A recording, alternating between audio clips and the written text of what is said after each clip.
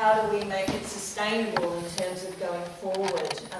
What do we need to be doing to ensure that the avenues of research and activities and practice-led work continue on in the ways that they have, and even expand out further, so that we can, convert everybody to dance is my aim. So where to now for dance and science? So what's dance science really? I love this picture, and I think it's interesting when we think about this question, and I think that's exactly what Dance Science Festival explores, that dance science comes in many, many forms, that it crosses a number of fields, a number of endeavours, and that there's probably a little bit more knowledge and information in some areas versus others.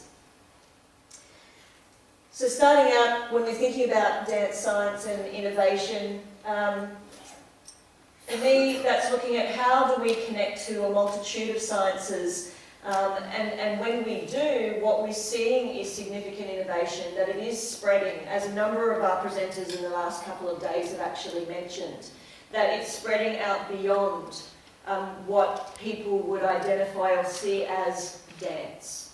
And that we're already great at collaboration and multidisciplinary work, and actually, as Kim, which I popped it in my presentation, we're great at prototyping, we're great at adapting when things don't go well. So thank you for your patience and all that, by the way.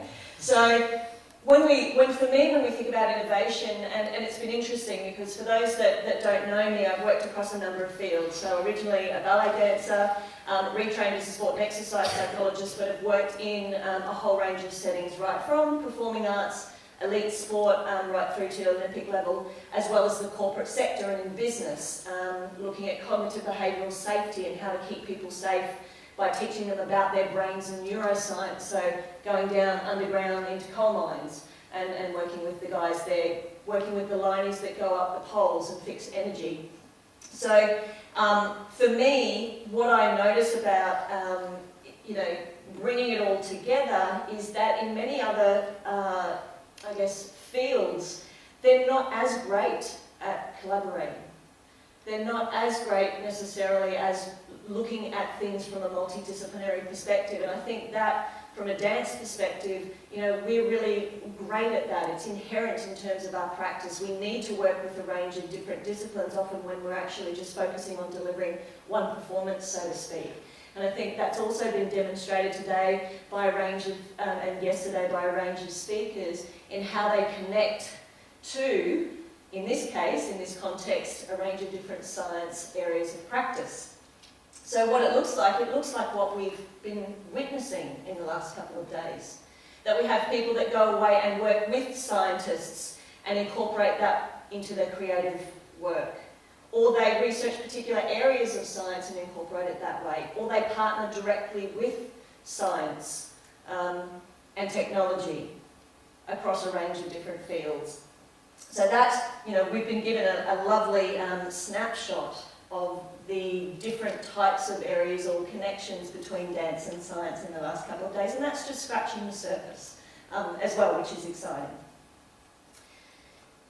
A key area when we think about dance science, or for me, that's why I was so passionate about the Dance Science Festival, was understanding that we already have been doing great work in dance science for what I would, and this is just my language, traditionally called dance science. So for me, as a psychologist, dance science, dance medicine and science is that area of the application of those fields into dance to assist dancers perform better, their health and well-being, that consideration of those components, again, which have been really wonderfully highlighted by a range of presenters through yesterday and today. That we know we have organisations, and IADAMS and ASPA are only two of a multitude, again, of organisations that are specifically dedicated to how do we look at dance science in the application of whether it's biomechanics, physiology, exercise science, sports psychology, sports medicine, into the dance environment. And for me, that middle symbol, if you're not aware, is actually stands for psychology. So that's my personal context in which I kind of view the world, and the focus of my research has been directly on the application of psychology within dance. So that's been anything from coping in performance anxiety and dealing with stress in professional dancers, through to the application of mindfulness, through to the understanding of, from a practitioner perspective, the ethics of working within such a field, which is very different to a clinical psychologist that might sit in a room and have patients come to them. When you're travelling with a sporting team or with a performing arts company and you're doing your work in a bus or by side stage, a very different context that leads into how do we train actually practitioners to get ready for that.